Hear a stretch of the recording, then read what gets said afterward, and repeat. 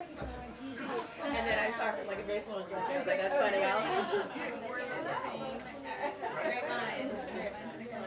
If you put us close together, oh, so now you can't see.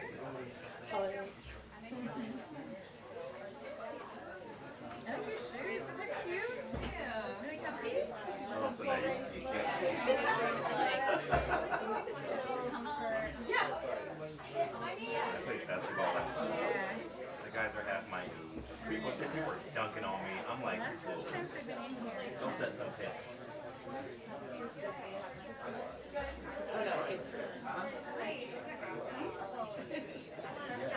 of the guys called me old. He was just like, I know. And I was like, me? I was more hurt than anything. There's a show? He's like, he showed me pictures of my kids. I said, oh.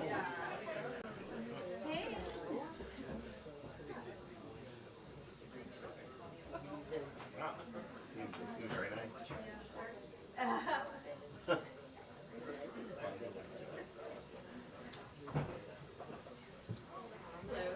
Hello. Hi, everybody. Happy Thursday. I'll just be messing with this lectern. Okay, so today President Biden announced that he is granting clemency to approximately 1,500 Americans, the largest act in a single day, who have demonstrated remorse and rehabilitation, as well as a strong commitment to making their communities safer. The president is commuting the sentences of 1,500 individuals who were placed on home confinement during the COVID-19 pandemic and who have successfully reintegrated into their families and communities. He's also pardoning 39 individuals who were convicted of 9 non-violent crimes.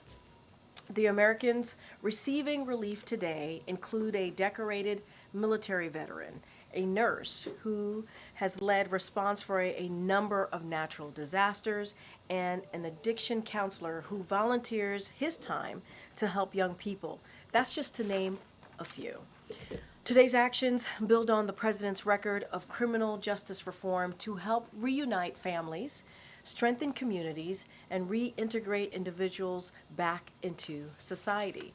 The president has issued more sentence commutations at this point in his presidency than any of his recent predecessors at the same point in their first terms. He's also the first president ever to issue categorical pardons to individuals convicted of simple use and possession of marijuana, and to former LGBTQI plus service members convicted because of their sexual orientation. As the president has said before, America was founded on the premise of second chances.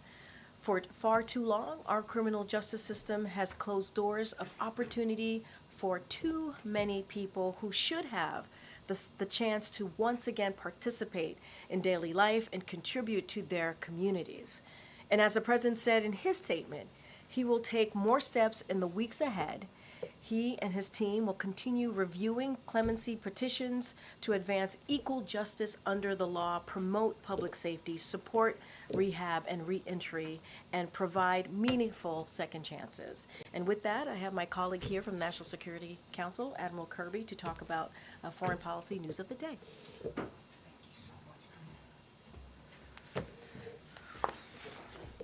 Afternoon, everybody. Sorry? We're just saying hello, sir. All right. Look, as y'all know, National Security Advisor Jake Sullivan is in Israel today. He just wrapped up a full day of meetings, including one with Prime Minister Netanyahu. Jake's meeting with the Prime Minister focused on the progress we've made in the region. That means ensuring the Lebanon ceasefire continues to hold, that we continue to engage with all Syrian groups to establish a transition toward an independent and sovereign Syria, and most importantly, that we continue to make progress toward closing a hostage release and ceasefire deal in Gaza so that the hostages, including Americans, can be reunited with their families, so that civilians in Gaza can receive humanitarian assistance that they desperately still need, and so that this war can come to an end. Jake will now travel to Doha and to Cairo to continue these efforts. His travel, of course, coincides with that of Secretary Blinken, who is traveling to Jordan and Turkey making clear our commitment to a Syrian-led transition process so that the Syrian people and their aspirations can be realized. The President is being regularly briefed on all these meetings and remains in close touch with his national security team as the situation in Syria continues to develop, and it does continue to develop.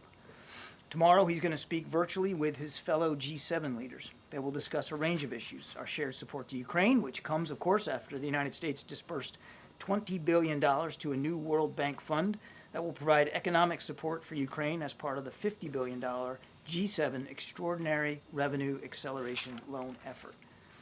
And that, of course, I think, as you all know, leverages income earned from frozen Russian sovereign assets and increasingly puts the cost of war on Russia with no burden to the taxpayer here in the United States. We're going to continue to explore ways to make maximum use of those assets, by the way. And I'd note that also today the President approved a new security assistance package for Ukraine that will provide them with additional air defense, artillery, drones, and armored vehicles. It's the 72nd such drawdown package announced by the United States, and as the President made clear, we're going to continue to provide additional packages right up to the end of this administration. I think G7 leaders can also be expected to discuss ongoing developments in the Middle East, of course, how we're helping Israel defend itself against active threats, and how we're all working towards that Syrian-led process we talked about. Now, I'd also be remiss if I didn't just take a moment to highlight an important milestone in our efforts to keep faith with Afghan allies. As of today, the State Department has issued 76,000 special immigrant visas for Afghan partners and their families, surpassing the number of SIVs issued by all previous administrations combined since the program began back in 2009. They did this by surging staff, by leveraging new technology, by consolidating some cumbersome processing steps, and working hard to verify in better ways applicants' employment status. And of course, we've requested from Congress more visa numbers so that we can continue to do that. Now, finally, I just want to add a few comments on the reports of drone activity here on the East Coast, particularly in and around New Jersey. We have no evidence at this time that the reported drone sightings pose a national security or a public safety threat, or have a foreign nexus. The Department of Homeland Security and the FBI are investigating these sightings, and they're working closely with state and local law enforcement to provide resources using numerous detection methods to better understand their origin. Using very sophisticated electronic detection technologies provided by federal authorities, we have not been able to, and neither have state or local law enforcement authorities, corroborate any of the reported visual sightings. To the contrary, upon review of available imagery, it appears that many of the reported sightings are actually manned aircraft that are being operated lawfully. The United States Coast Guard is providing support to the state of New Jersey and has confirmed that there is no evidence of any foreign-based involvement from coastal vessels. And importantly, there are no reported or confirmed drone sightings in any restricted airspace. Now, that said, we certainly take seriously the threat that can be posed by unmanned aircraft systems, which is why law enforcement and other agencies continue to support New Jersey and investigate the reports, even though they have uncovered no malicious activity or intent at this particular stage. While there is no known malicious activity occurring, the reported sightings there do, however, highlight a gap in authorities. And so we urge Congress to pass important legislation that will extend and expand existing counter-drone authorities so that we are better prepared to identify and mitigate any potential threats to airports or other critical infrastructure, and so that state and local authorities are provided all the tools that they need to respond to such threats as well. Now, tomorrow, there's a little thing called the Army-Navy game. We wish both sides a good game.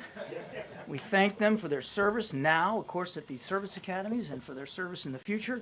We don't officially take sides here at the National Security Council, but go Navy, beat Army.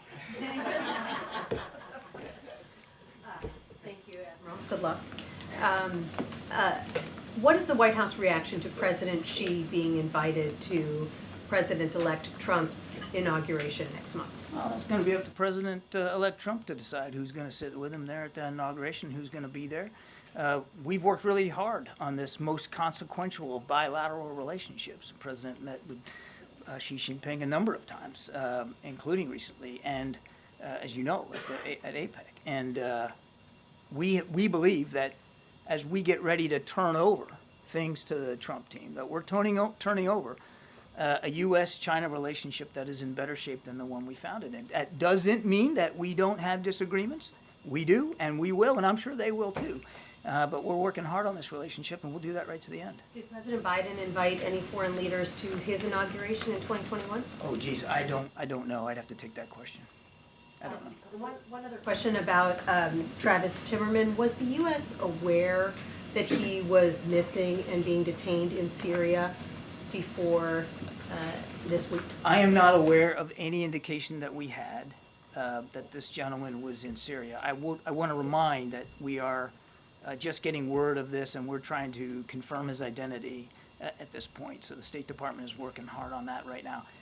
I am not aware that we had any prior indication that he was in Syria. It's also a good reminder for everybody, if you're traveling overseas, to enroll in the State Department's STEP program so that they have an idea of who you are and where you are. It's voluntary, of course, but we recommend that to everybody.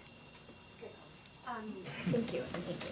So regarding Travis Timmerman, have there been any other, have there been any other Americans or people who have been saying that they're American uncovered in detention following what the events in Syria? And then regarding Americans, do you have any updates on Austin Tice? On your first question, not that I'm aware of. On your second question, we don't have any additional context or information about Austin since the events of the weekend in Syria. But we are working very, very hard.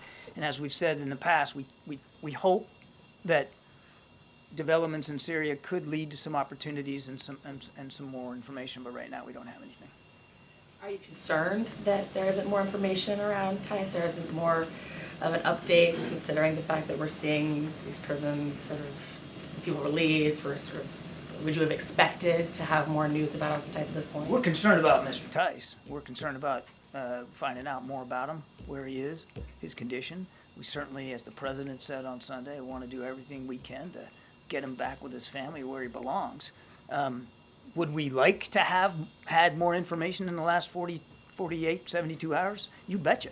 And we're working hard. We're in touch with interlocutors and counterparts in and outside Syria to try to get as much information as we can, but I don't have anything additional to report to you today. And just following up on the news that President-elect Trump's press secretary confirmed that she was invited. You yourself have talked about wanting a competitive relationship that doesn't have conflict, like you said, a better relationship now than 4 years ago with China. So what's your take? Was it a wise move? I'm not going to, it's not my place from the podium here to pass judgment on the invitations to the inauguration. That's really for the Trump transition team to speak to. Look, I would just again say this. It is without doubt the single most consequential bilateral relationship that the United States has in the world. And it is a relationship that is both fraught with peril and with opportunity. And when we get ready to turn over to the Trump team, we will make sure they are fully informed about everything President Biden has done, and he has done a lot, to get this relationship on a more stable footing. And it'll be up to them to determine how and to what degree they want to carry that forward. And if that means having a conversation with President Xi around the inauguration that President Trump wants to do, well, again, that's his prerogative. President-elect Trump President-elect Trump this morning also kind of dismissed a question about protecting Taiwan. Could you talk at all about conversations that the current Biden administration might be having with Taiwan in this moment? If there's more security concern with those friends and partners with an incoming Trump administration? I think Taiwanese leaders know very well where President Biden stands on our continued support to Taiwan's self-defense. I think that they also clearly understand that we don't want to see any cross-strait tensions resolved through violence or force, and that we're committed to our obligations under the Taiwan Relations Act. So I'm not aware of any additional specific conversations that have happened in recent days, but I think it's pretty apparent to everybody, including the PRC and President Xi, where we stand on the issue of Taiwan self-defense. Thanks, Karine. Thanks, Admiral. What's your response to President-elect Trump saying in his Time magazine interview that it was a foolish decision by the Biden administration to let Ukraine fire long-range missiles into Ukraine? Yeah, look, I'm not going to get into a back and forth with the president-elect and what he's saying in the media space. All I can do is reiterate what President Biden's policy and guidance has been, and that is to do everything we can, including today with this package that we're announcing, to make sure Ukraine can continue to defend itself, so that if and when this comes to some sort of negotiation, that President Zelensky is in the best possible position, that has the most leverage possible, that he has the most success on the battlefield that he can take into that negotiation. That has included additional policy guidance that President Biden issued not long ago to allow for some long-range missile systems to be used to help Ukraine defend itself across that border, and that policy still stands. Extending any congratulations to President-elect Trump on his second Time Person of the Year award. I actually didn't know that that had happened. I don't have any. I don't have anything more to say on that. Thank you, Karine. I want to go back to Austin Tice. Can you give us some information about the U.S. presence on the ground? Who's there to secure his release? Because it seems to be like it's a battle between journalists. We're trying to reach to any American prisoners there. And this is what happened this morning. Let's not get ahead of where we are right now. Two things. One, U.S. military presence in Syria is predominantly in the east, and it's designed solely to help us with the counter-ISIS missions. And we're working with the Syrian Democratic Forces to that end. That's why they're there, and that's the only reason that they're there. We don't have enough information right now about Mr. Tice and his whereabouts and his condition to develop any kind of policy options in terms of getting him home. So let's just not get ahead of where we are right now. Right now, we're really trying, and we hope that developments in Syria will give us the opportunity to glean more information. Sorry, I just want to follow on this. So you're saying that there's no FBI agent, there is nobody from the hostage departments that the U.S. was dealing, who's on the ground now in Syria? Because I'm aware of the Hostage Aid. It's an organization that's trying to find all hostages all over, American hostages. They are on the ground. And there are journalists, including my station, who are actually the first station to reach Mr. Trevor this morning. The work that we're doing, the presence that we have in Syria is largely around counterterrorism missions. Again, I don't have policy options to speak to right now about finding and retrieving Mr. Tice. We just don't have enough information at this point. Gaza, please. You have called on the Israelis many times from this podium to make sure they avoid civilian casualties and aid workers who've been working in Gaza. In the last week, every single day, there's at least 50 civilians have been killed, including entire families, and 34 aid workers. So has your message gone on deaf ears, or are you following up with what's happening there? How is civilians are being killed every single day, and we don't hear much about it? We talk to the Israelis almost every day about their operations and about how we want to see them be more careful and minimize civilian casualties. And my goodness, Jake Sullivan, our national security advisor, is in Israel today. And this very much was a part of the discussions he had with the Israeli national security team as well as the prime minister. He brought it up today. Secretary Blinken is in the region. I have no doubt that he'll be bringing it up as well. Yeah, Patsy. Thank you, Karine. John, two questions. One on Afghanistan. If you have any thoughts on the death of the Taliban minister Khalil Rahman Haqqani in a suicide bombing claimed by a regional Islamic State affiliate? I think, look, we're just getting information about this. I think it's a little too soon for me to make a comment. The only thing I would say is that we recognize, and we said so at the time, that there was still an ISIS threat inside Afghanistan, and clearly they have set their sights on the Taliban, but I don't really have anything more to say on that. Is there anything in terms of U.S. over-horizon capability? Can you comment on that in terms of how this kind of suicide bombing? We maintain and have improved since our withdrawal from Afghanistan the ability to conduct over-the-horizon counterterrorism operations anywhere in the world, and we've proven our ability to do that, including in places like Afghanistan since we left. And one quick one on Venezuela, if you don't mind, John. So Argentina is accusing Venezuela of continually harassing members of the opposition that's sheltering in their diplomatic compound in Caracas. Do you have any comments on that? Let me get back to you on that one. Yeah, John, thanks so much. On Syria again, what is the United States doing to ensure that there are no clashes between the Turkey-backed SNA and the U.S. allied Kurdish militia there? And then I've got a couple more. One of the things we want to make sure is that the Syrian Democratic Forces stay partnered with us on counter-ISIS missions. And we have seen in the past where certain parts of the SDF, if they perceived other threats and challenges, they've in the past, they've kind of moved off that mission, and we don't want to see that happen.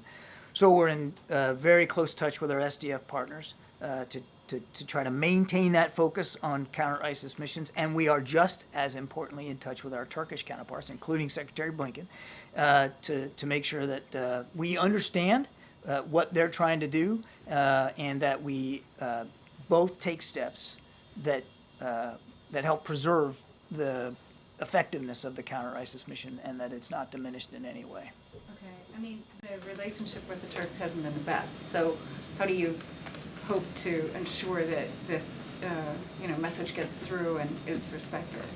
By being there and talking to them, which is what we're doing today. Okay, and then just one more on Syria, or rather on Austin Tice. There have been scattered reports that he could be in Iran.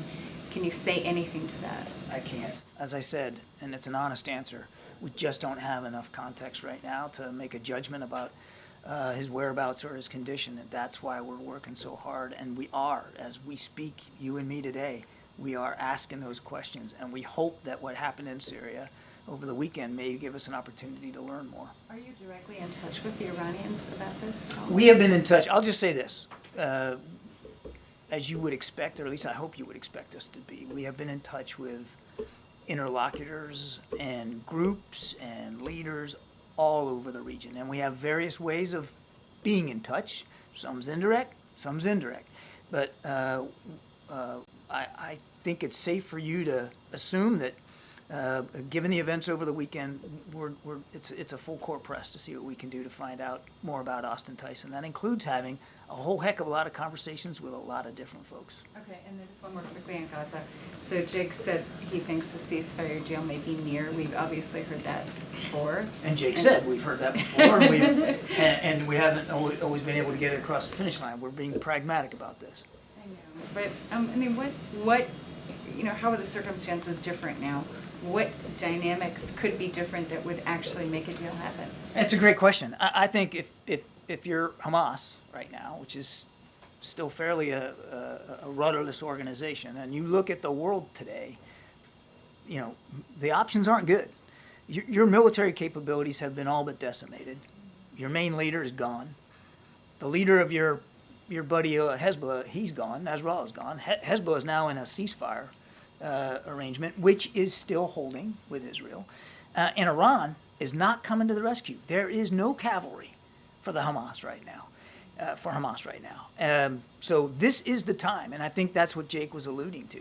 There has been an awful lot of pressure put on anybody who is supporting Hamas. And now, given where they are and how weakened they are, this is the moment to make this deal. And that's why I think Jake believes that we're getting close. I mean, this is a great opportunity right now to do it. Thank you, Karine. Just to follow on Gaza, in those comments in Jerusalem earlier today, Jake Sullivan said that the posture of both Prime Minister Netanyahu to do a deal and the posture of Hamas at the negotiating table in the wake of the ceasefire between Israel and Lebanon had changed favorably toward a deal. I'm just wondering if you could elaborate a little bit more on that dynamic and what he's referencing there. Well, it's kind of my answer to Andrea. I mean, the situation for Hamas has radically changed, particularly because of what's happened. And I would add, one thing I didn't add was events in Syria, because now Assad's gone. And who was Assad's main backer? Iran. Iran was not only unwilling, but unable to come to Assad's rescue. It's just more proof, or should be more proof, to Hamas leaders that there is, as I said, no cavalry coming to the rescue. So they're at a moment of weakness and desperation. This is the time to make this deal and move forward on it. Now, whether they'll do it or not, as Jake said, we can't be certain. But we believe there's an opportunity here, a moment, and that's why Jake's in the region.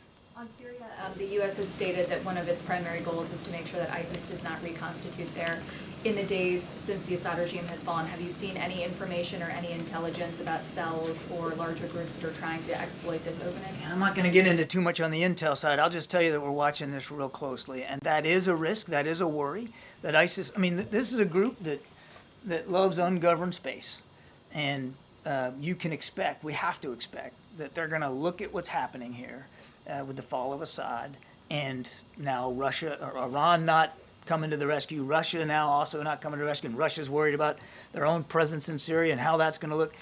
You would expect that a group like ISIS would try to exploit that. So we're watching it closely. I don't have any, again, additional intelligence indicators to speak to today, but it is something we're laser focused on. And then just broadly on foreign policy, there is only one president at a time, but we've seen the president-elect wade into his preference for what the U.S. does or doesn't do in Syria, the U.S. approach to Ukraine, to the Middle East, and now the transition is also, as you guys have said, working hand in glove as you push for a ceasefire in the region there. He's also inviting world leaders to inauguration. Is this having an impact on your foreign policy? No. But I want to go back to your first question, though. The other thing I want to stress on this ISIS thing is that is why, and the president said this Sunday, the concerns about ISIS is exactly why that mission in Syria, the U.S. military mission, and the partnership with the SDF is so important, and why we want to see it continue. Two questions, one on Bangladesh, then on India. On Bangladesh, over the past few weeks, several Hindu American groups across the country have been holding protest march, one outside the White House over the weekend. They're protesting against the continued killings of Hindus and their temples in Bangladesh after the fall of Sheikh Hasina government. Is the president aware about it? Did he raise this issue when he met his friend and the interim government chief, Muhammad Yunus, on the sidelines of the UN?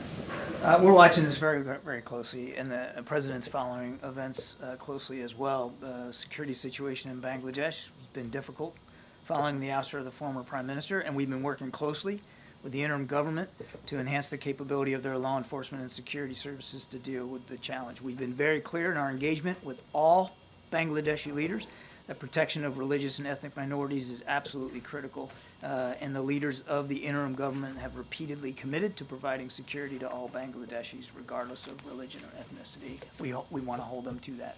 And on India, as the president concludes his 4-year term, what do you think are the key achievements of India-US citizenship?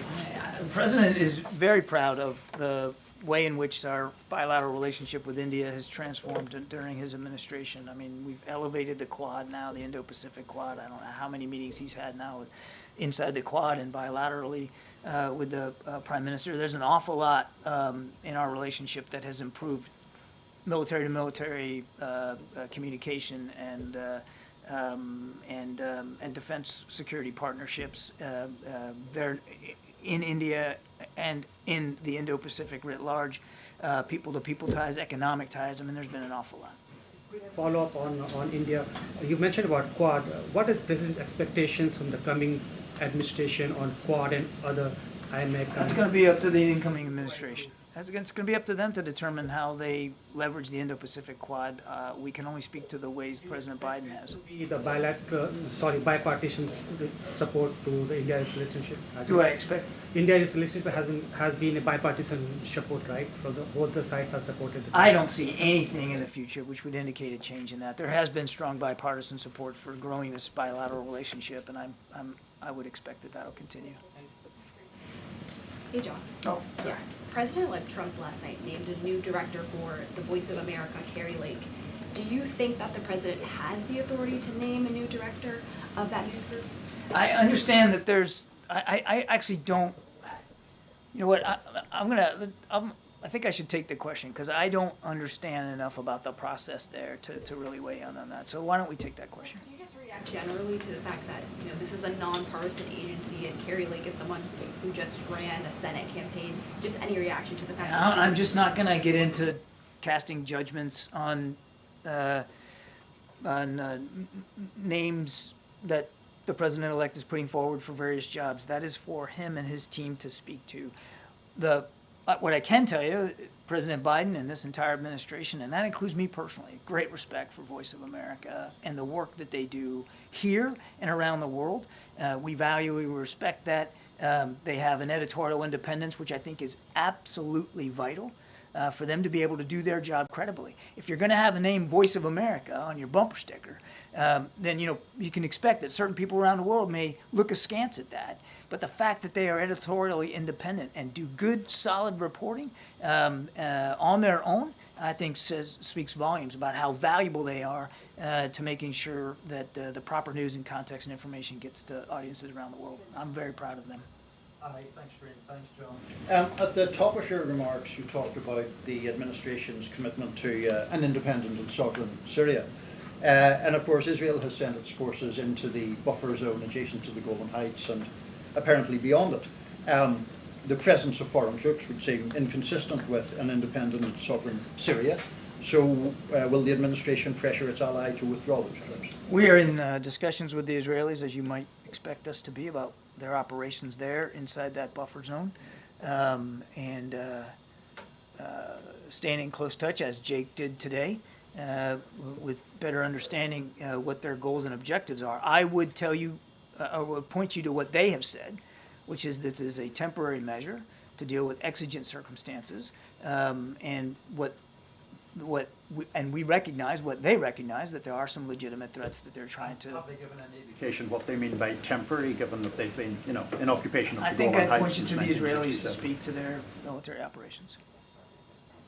Thanks, Karine. John, on the drones, does the U.S. government have any of its own imagery or video of these systems? I'm not aware that we have U.S. government produced imagery ourselves, but as I said in my opening statement, we have certainly done thorough analysis of the existing imagery. Like from people's cell phones that we're seeing? Basically, with what you're looking at, how can you credibly tell people that there is no public safety threat, there's no national security threat, that there's no reason to believe that a foreign government is involved? Because the analysis thus far, in an investigation that is ongoing, has not revealed any national security or malicious intent or criminal activity. But, Jackie, I would remind you, we're at the beginning here, not the end. There's a lot more work to be done, and we're working closely with state and local authorities to gain more information. I would argue that we're moving pretty well here with a sense of energy to try to figure out what we can do to learn more about this.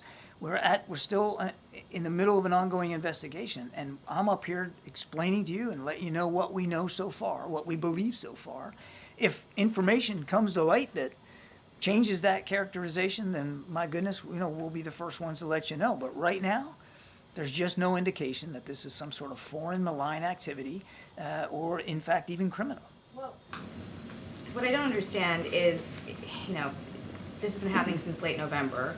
I don't know that the law enforcement officials or residents in New York and New Jersey, or even the Democratic senators who wrote to Director Ray Mayorkas and the FAA administrator today, would think that this has been handled with a sense of urgency. But that being said, has the President or the Secretary of Defense issued any guidance to NORTHCOM or military installations to act on these systems if they are deemed to be a threat in any way? And what's the benchmark for that determination? So two thoughts. First of all, you're right, late November. It is now, the 12th of December. So I think it shows that we're moving on with this, and we're going to stay on it. So I want to disabuse you of any notion that we're not taking this seriously, because we are. I can also tell you that if the President, as Commander-in-Chief, believed, based on the information that he'd been given, that there was a national security threat at play here, or even a public safety threat at play here, he would issue the appropriate directives to not only law enforcement, but perhaps even the military if that was needed. I want to go back to something I said at the top. There has been no evidence of any of this activity in or near restricted spaces. That's not what the senators said in the letter. They said, in fact, that they've been observed maneuvering their critical infrastructure, sensitive locations, including reservoirs and military installations, and cited a concern from law enforcement about public safety threats because a medevac helicopter was prevented from transporting a seriously injured patient for care because of the presence of these drones. I stand by my opening statement. Can you make that make more sense? Because I think people in New York and New Jersey see drones the size of an SUV over their house every night and think that that doesn't make any sense. Certainly I understand why people would be looking at this and being concerned about it. We're concerned about it too, which is why we have the Department of Homeland Security and the FBI, my goodness, looking at this. And we're taking it seriously. And we understand that people are concerned. We understand that they got questions. We got questions too. And we're working hard to get the answers to that. What I can tell you as we sit here today, at 2:16 in the afternoon on the 12th, is we haven't seen any indication thus far that there's a public safety risk, and we haven't seen. Does the government know what they are? We are still investigating this. I can't tell you definitively. I cannot characterize for you definitively what these sightings are. I can just go back to what I said at the opening. We've looked at the imagery. We can't corroborate some of the reported sightings through our own expert analysis using sophisticated detection techniques, but that doesn't mean that, we're putting our pen down here this afternoon and calling it a day. We're going to keep at this. What are you doing though? We are continuing to investigate it, as I said in my opening statement, 2 federal agencies, as well as the United States Coast Guard and state and local law enforcement officials, which we are staying in close touch with. Picking up on drones, has it reached a level, or is there a level determined by which the president or the administration, more directly, would prohibit any use of the airspace, since it is regulated, for drones for a period of time to try to figure out who they are and to remove this anxiety that people in the Northeast are feeling? I don't know that we're at a stage right now where we're considering that sort of a policy option. But I can tell you that we're going to keep an open mind here. And I think whatever policy options we determine are appropriate will be informed by the investigation. And thus far, in this early stage of the investigation, there's just no national security threat that we see and no public safety risk. So again, you want to be careful that you don't you don't jump to conclusions and you don't jump to policy options that may not be appropriate at this particular stage. But we'll obviously see where it goes, and we'll be informed by investigators. One other topic, with Jake in Israel and issues related to Ukraine and Russia, the Middle East and so forth, with 40 days to go, do you feel that the Biden foreign policy team is in a cooperate with a very vocal president-elect who is talking about these issues to achieve the aims that you have, or do you view it as this is only your negotiation to have, whether it's in Israel, whether it's with Ukraine? Is it coordination, competition? How would you describe? I would say consultation. We are keeping the incoming Trump team fully aware and read in of not only what we're doing, but what we're thinking about doing, so that there's nothing they should see in the public domain, nothing I'm saying here, nothing Jake said in Israel, that would surprise them, that we're keeping them fully informed. And has the president or members of this administration asked the president-elect to pull back from public statements or phone calls or anything that might impinge on what you're trying to do? Not that I'm aware of. Final question. What do you make of reports that were out today that Austin Tice was seen alive in a prison in Damascus in 2022? I think I've answered this before. I just don't have, I've seen that press reporting. I don't have any information to verify that reporting, and I certainly don't have anything today that gives us a sense of his whereabouts right now. I'm asking though because the Israelis bombed that facility over the weekend, and so I'm wondering if there are any conversations with the Israelis about, maybe avoiding targets where Austin Tice or other prisoners might be held. We're, as I said earlier, it's a full court press to get more information about Austin, and we are actively in touch with interlocutors and counterparts throughout the region, and that includes Israel. Okay. Thank you so much. Thank you, Karine. Thank you, John. Thank you,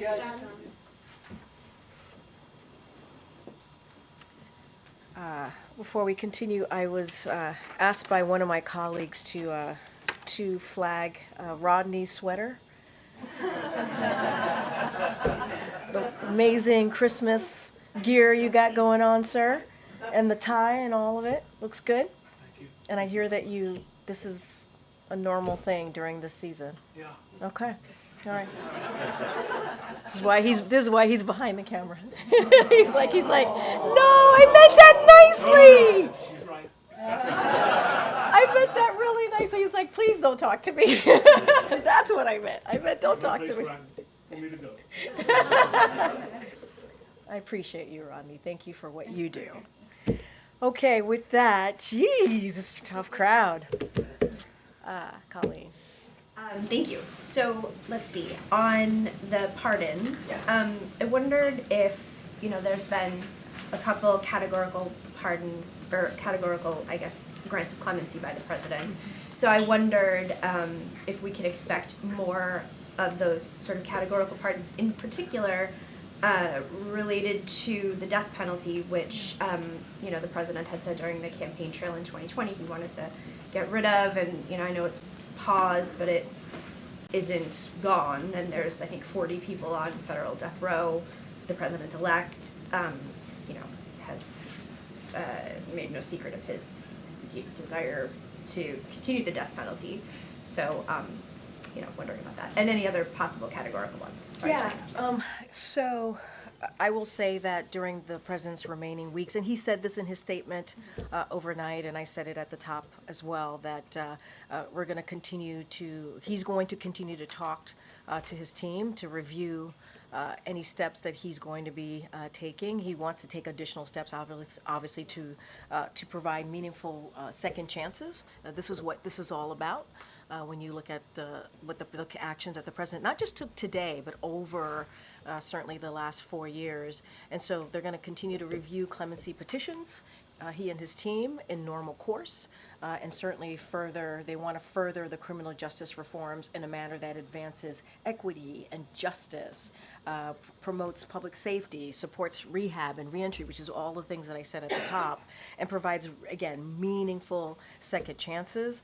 So when we have more to share, we certainly will update all of you. But I think if you look at what the president has done over the past 4 years, as I just laid out, granting in addition to what we announced today, granting 21 pardons, 122 commutations, he has certainly done more than his last 4 predecessor at this point in their first term. And so the president takes this very, very seriously and is going to review all options, and especially, as you stated, clemency petitions as we close out these final few weeks.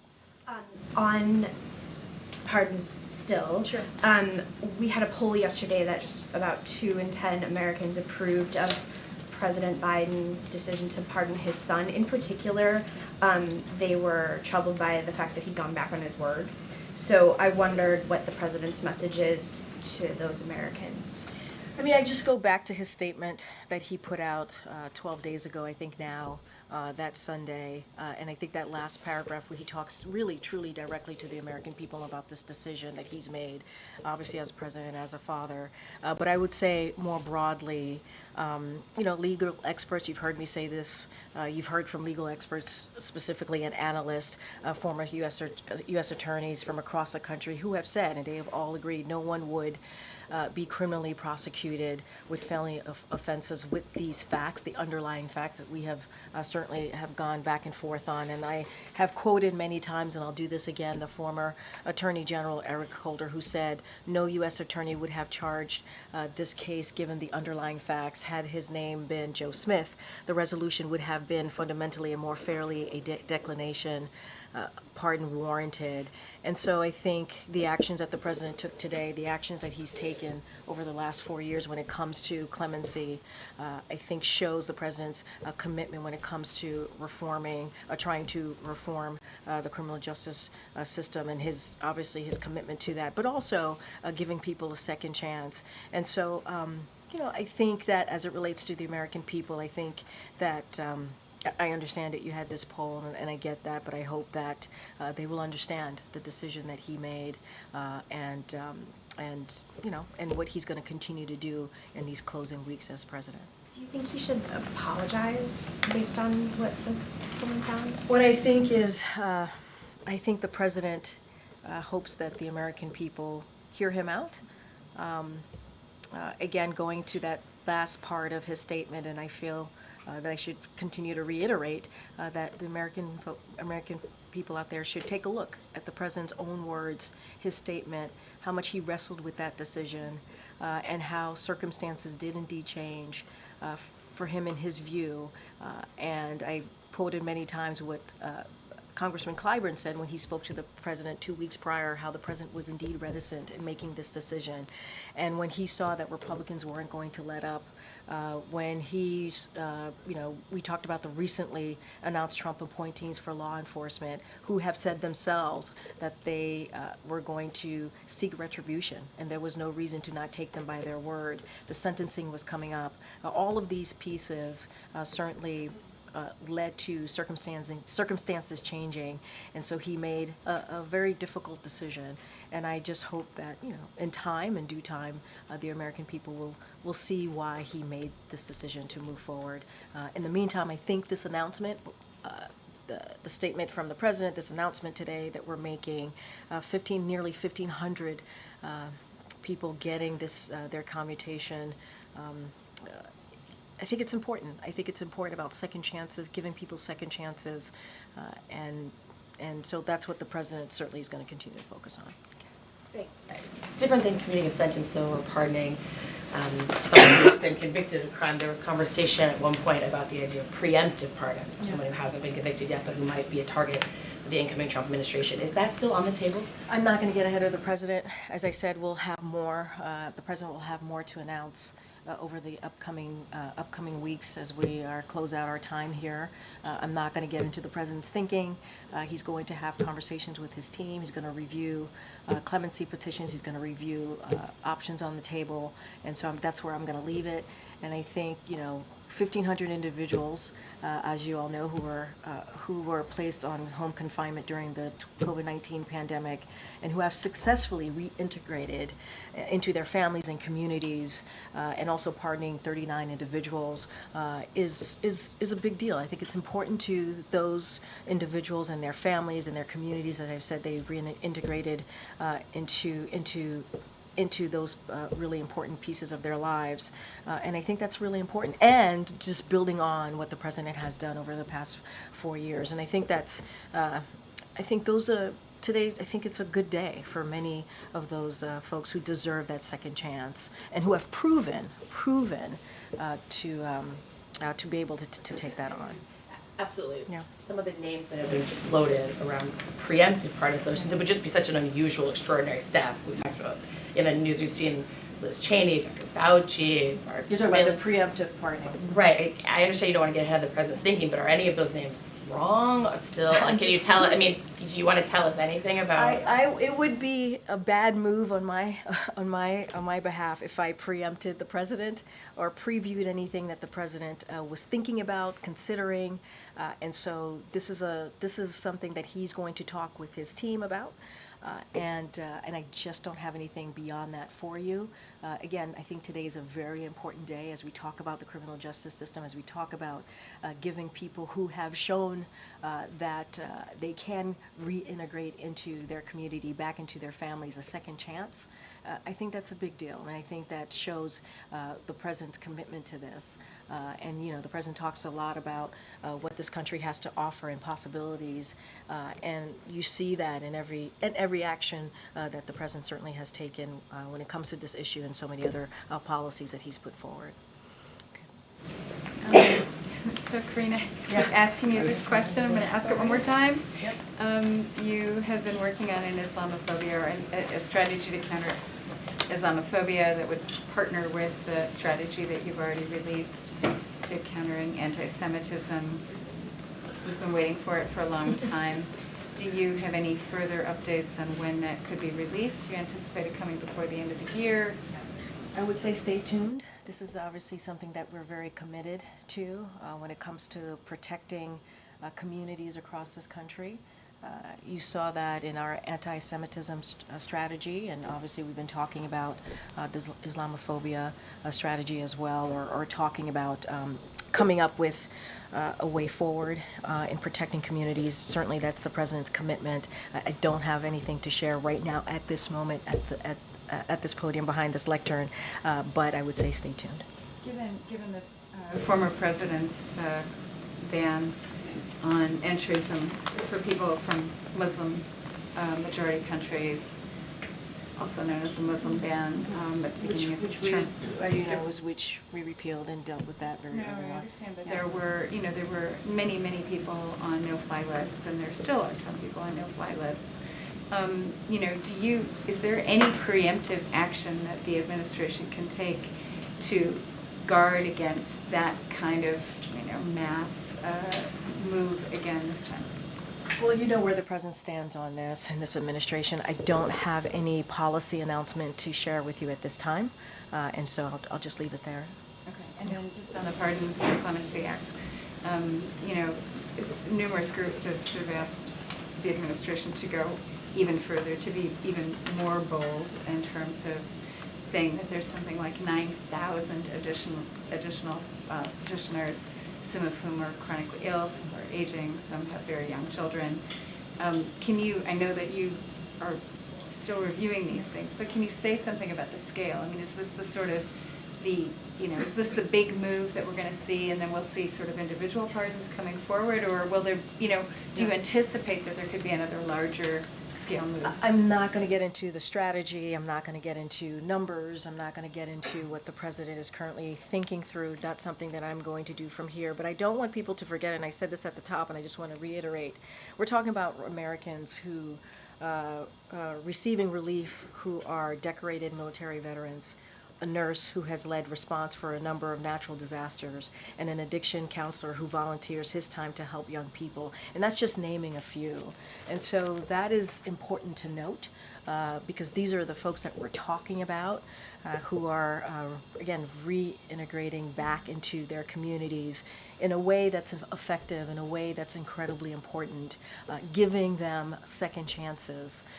And let's not forget all of the other ways that the president has been able to give second chances to Americans over the past almost 4 years when he's made these types of important decisions. So I'm not going to preview, I'm not going to get ahead of this president.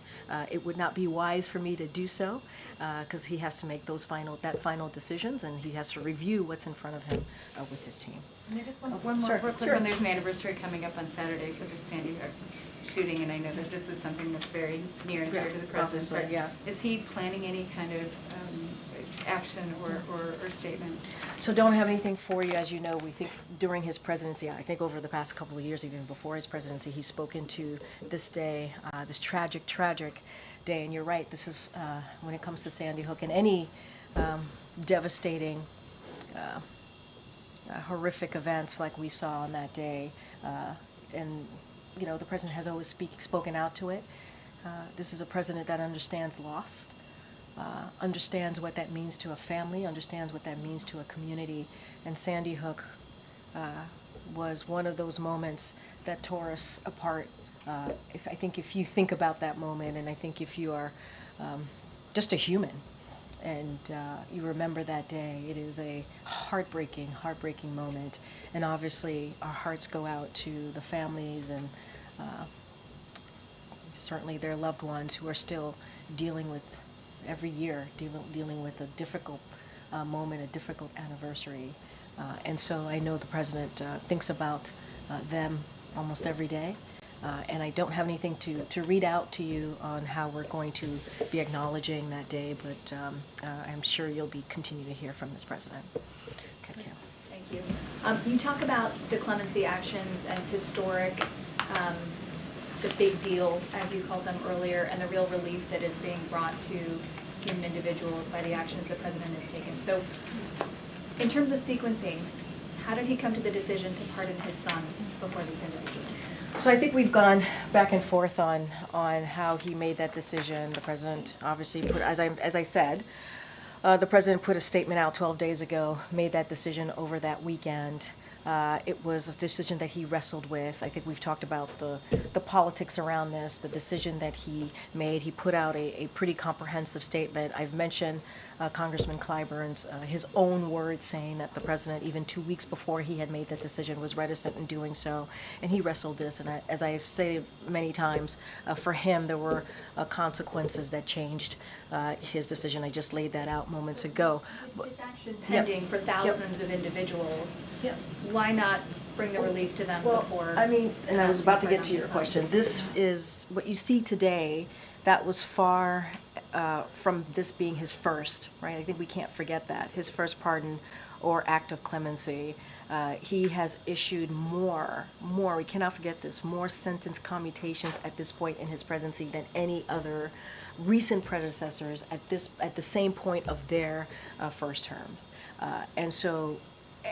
And I talked about what he was able to do in April when he issued historic categorical pardons as well to address marijuana possession convictions and military convictions in the LGBTQ plus community. These are actions that this president has taken. And again, today is historic, but he has been taking these types of actions for some time now. This is far from the first pardon that the president has taken. We've gone back and forth. I've laid out what the president's thinking. He has talked about it directly in a statement in his own voice to all of you about 12 days ago. And so I don't have anything beyond that, but we can't look at today as being only the first action that he's taken. He's taken many actions to try and deal with giving an opportunity to people who have shown that they deserve a second chance, giving them opportunity to have that second chance. Anita Dunn, who was for a very long time the senior-most communications aide here at the White House, has been very critical of the president's decision to pardon his son. She called it extraordinarily bad timing. She said it was clear that the White House was not part of this process. And she called the president's rationale an attack on the judicial system. She goes, "The argument is one that I think many observers are concerned about. A president who ran to restore the rule of law, who has upheld the rule of law, who has really defended the rule of law," kind of saying, well, maybe not right now. How would you respond to that? I will respond in this way. She also agreed that Hunter Biden, and I quote, absolutely deserved a pardon. The deserved a pardon is her own words. So she supported that action. And I don't want to take away the record that the president has made on providing the most individual commutations in a single day, and I think that matters. And he'll certainly have more news to share in this area, in the clemency space, obviously in the near future, and we'll have more to share and certainly more to speak to. Was she right that the White House was boxed out of the process? of What I reaching can that say decision? is that I would obviously continue to refer you to the president's statement 12 days ago. He laid out his thought process, I think, in a very comprehensive way. We've gone back and forth here about how the circumstances had changed, but let's not forget that she also said that Hunter Biden absolutely deserved a pardon, and I think that matters as well. Okay. Thanks, Karine. What was President Biden's reaction to FBI Director Christopher Wray's decision to step down? Well, I will say is that the president certainly appreciates the service of Christopher Wray, the FBI Director, and all that he has done in his role. I don't have anything more to say beyond that. Certainly he wishes the FBI Director well.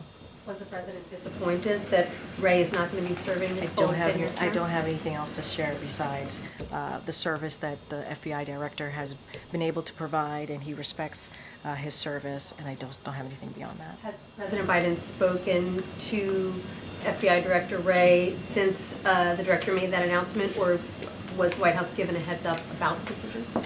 I would say that I don't have anything to share of a conversation between the FBI Director and the President since this decision was made, but the President is grateful for the Director's service to our country, and I just don't have anything else beyond that to share. Can you, given the breadth of the pardons, can you describe a little bit about the President's process? Did he read into the individual cases? Did he accept a list from those who were working on this on his behalf? How much did he personally dive into particular stories And did he decline on any of the ones brought to him for this time, or was it sort of a big package presented to the president? So I'm not going to go into step by step of this process. What I can say is this is a president who certainly takes this very seriously, understands the importance of when an individual is able to show that they can reconnect with their community, reconnect with their family, be part of a community in a way that I just laid out. When you think about military veteran, we think about a nurse that's been very helpful in disaster response. He takes that all into account. He wants to make sure that that there are specific criteria that are made, if you will. In this case, the Bureau of Prisons obviously was very involved in looking at. When I say very involved, when they made the decision on the home confinement of these folks, and so obviously that is a big part of it too. And look, they've all just demonstrated good behavior. Have shown that incarceration and at-home confinement has been successful in their rehabilitation. And those are all important criteria to look at. But this is something, obviously, his team reviews. It's presented to the president. He makes this decision on how to move forward. I'm not going to get into the nitty-gritty, but these are important facts that I just laid out to certainly look at when you think about getting back into the community and showing that it is meaningful to get that second chance because what these individuals have been able to do. Got Annie. Thanks, Karine. On the pardons today, can you say whether the president has signed all the paperwork and it's completely finalized, the signature on it? Well, my assumption is that this is ready to go since we made the announcement and that we've announced it obviously overnight. And so this is ready to go and we're moving forward. We wouldn't have made this announcement if we weren't. And so that's what I could speak to. This is something that the president has decided on and we're taking certainly the steps to make this happen. And would you be able to say sort of precisely when he signed it? Or maybe I don't have specifics on signature, when it was signed, how the process even works. I know that we just made an announcement, obviously, overnight on this really, this granting clemency of nearly 1,500 people. I think that's a big deal. 39 individuals were certainly pardoned, who were convicted of nonviolent crimes. And I think this is important to just not forget, but I don't have the specifics of the process or how it works. But obviously it's out there and we're moving forward with it. And then one other thing, you had been asked several times about whether Hunter Biden would receive a pardon and responded to that question. Yeah. In that vein, can you tell me whether the president is considering a pardon for his son, James Biden? Look, what I can speak to is the president made that decision, right, about Hunter Biden. He put it in his own words. I don't have anything to share beyond that. What I can say is not that I'm aware of, but I just don't have anything else beyond that. And the president certainly is going to, more broadly speaking, as we move forward to the next couple of weeks, he obviously is going to review with his team about other clemency decisions, and they're taking additional steps. And so that's what I can speak to at this time. Okay. Thank you. During the past clemency actions we were talking about, it seemed like most of the time the recipients were nonviolent, drug offenders, low-level drug crimes. There were a couple recipients here, though. I mean, a judge who participated in a scheme that sent juveniles to for-profit jails, Medicare fraud, real estate fraud. I guess what I'm wondering is, was the crime that was committed also part of the criteria here?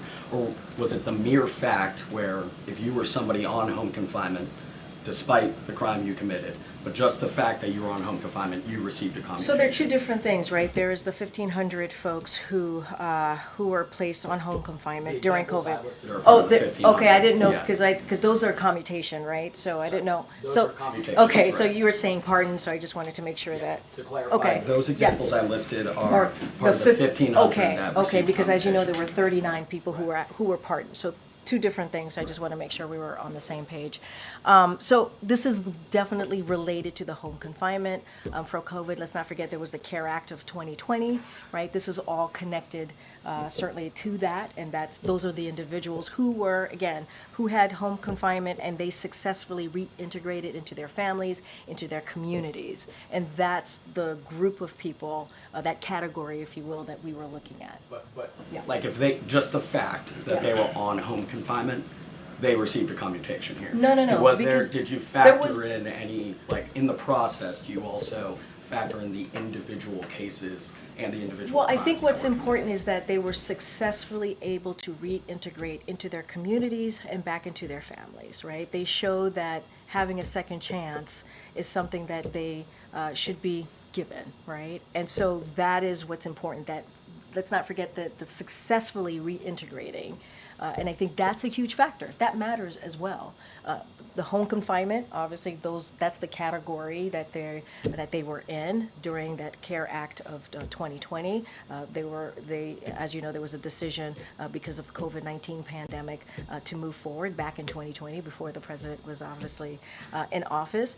And these folks, this 1,500 that we're talking about, the nearly 1,500, were able to successfully reintegrate. And I think that's a criteria that we can't forget, and that's a criteria that's incredibly important here as the president made his decision. And to follow up on, I think, Kelly's question, just, I know you don't want to go step by step in the process, but can we say accurately that the president looked at any of these applications? What I can say is this president made this decision. This is the president that made the decision to move forward on this. What was his involvement, though? Did they present him the applications? I mean, obviously yes, the president was presented from his team granting the clemency, right, of these approximately 1,500 Americans and also the 39 that he pardoned. He was presented that by his team, and he made the decision. This would not have happened. We cannot forget, this would not have happened if the president didn't sign off on it, if the president didn't decide to move forward. And we can't forget what the president has done.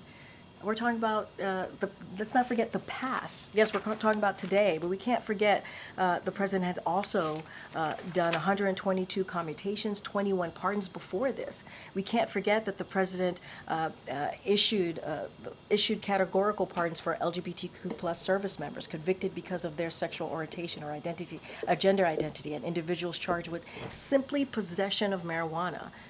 And he just did that back in April.